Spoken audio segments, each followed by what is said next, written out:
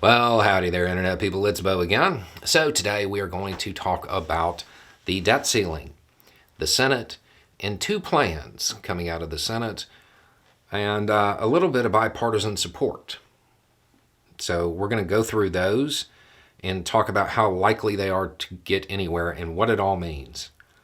Okay, so the first plan is coming from the senator from Hawaii, pretty progressive.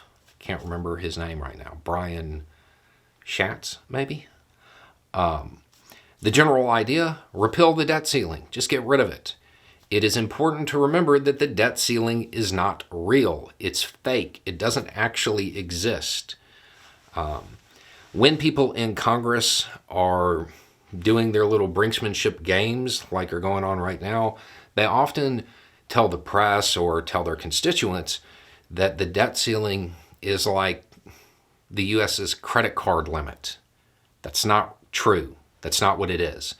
It's more like Visa gives you a credit limit of $100,000 and you and your partner decide, well, we're only going to spend $1,000 this month.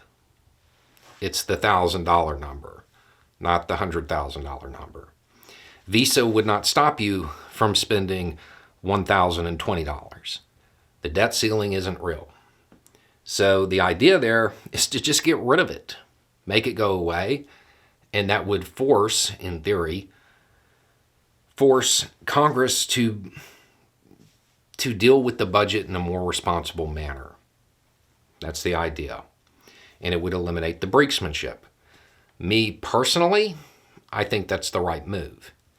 The problem is it seems really unlikely that is going to get through the House.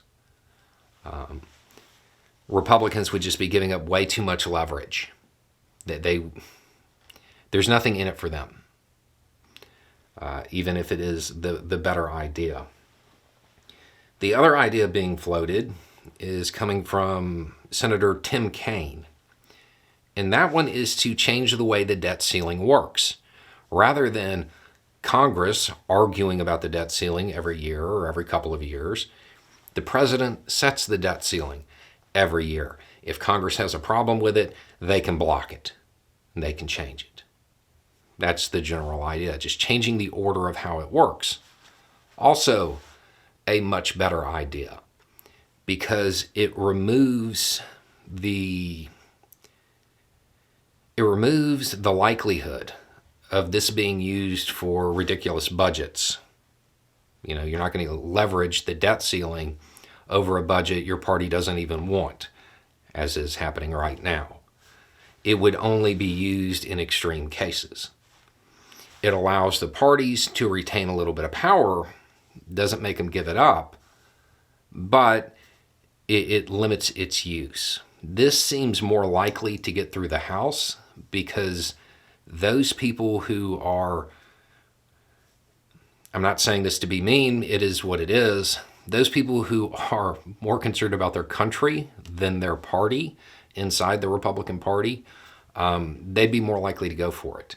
Those people who are truly concerned about China as a competitor, those people who are concerned about the U.S. status as the reserve currency, they would see this as something that's a little bit more manageable. It benefits those goals of theirs, and they still retain their power. So that seems like the more likely option. At the same time, these are the opening ideas. There's more to come. I would say at the moment, Tim Kaine's idea is probably the one that's going to move forward. But I'm sure there will be more that come out. And we're going to have to wait and see. The longer this goes on, the more leverage McCarthy loses, the more leverage the Republican Party loses. And the Senate starting to say, yeah, we're kind of done with this, and we have our little secret weapon over in the House. I think it might start putting more and more pressure on McCarthy. If he doesn't come up with something soon, Republicans may decide they want a different speaker. Anyway, it's just a thought. Y'all have a good day.